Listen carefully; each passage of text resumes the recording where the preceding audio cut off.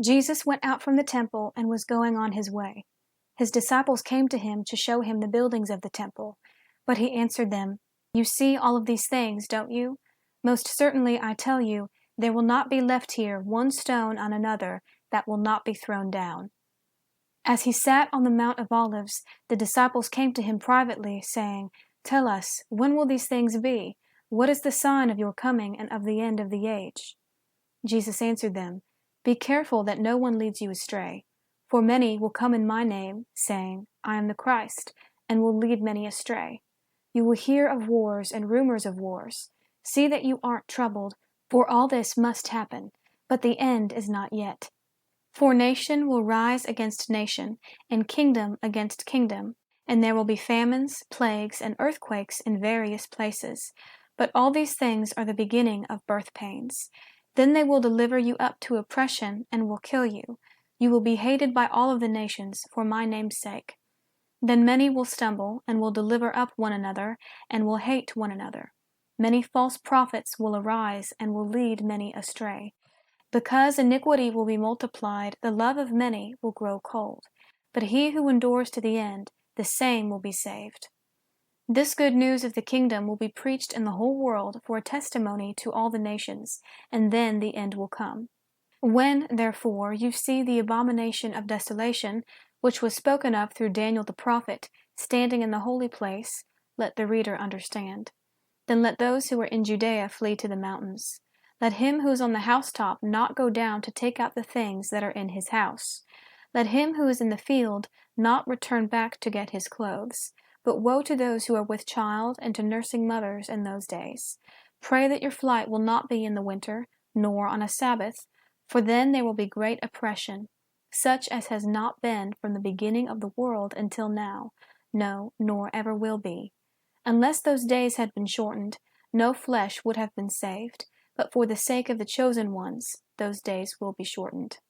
Then if any man tells you, 'Behold, here is the Christ,' or 'There,' don't believe it, for there will arise false Christs and false prophets, and they will show great signs and wonders, so as to lead astray, if possible, even the chosen ones. Behold, I have told you beforehand. If therefore they tell you, 'Behold, he is in the wilderness,' don't go out. 'Behold, he is in the inner rooms,' don't believe it. For as the lightning flashes from the east, and is seen even to the west, so will be the coming of the Son of Man. For wherever the carcass is, there is where the vultures gather together. But immediately after the oppression of those days, the sun will be darkened, the moon will not give its light, the stars will fall from the sky, and the powers of the heavens will be shaken. And then the sign of the Son of Man will appear in the sky. Then all the tribes of the earth will mourn, and they will see the Son of Man coming on the clouds of the sky with power and great glory. He will send out his angels with a great sound of a trumpet, and they will gather together his chosen ones from the four winds, from one end of the sky to the other. Now from the fig tree learn this parable. When its branch has now become tender and produces its leaves, you know that the summer is near. Even so, you also, when you see all these things, know that it is near, even at the doors. Most certainly, I tell you, this generation will not pass away until all these things are accomplished. Heaven and earth will pass away, but my words will not pass away.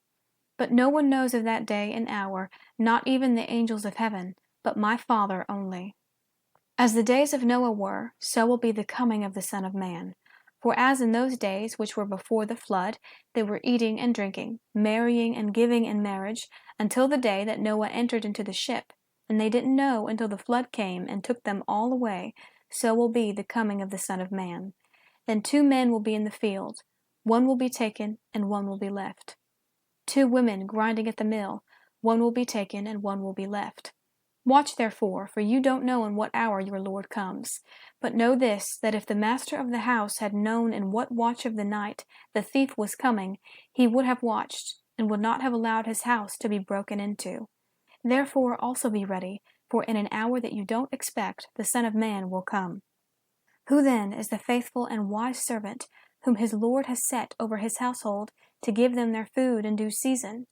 Blessed is that servant whom his Lord finds doing so when he comes. Most certainly I tell you that he will set him over all that he has.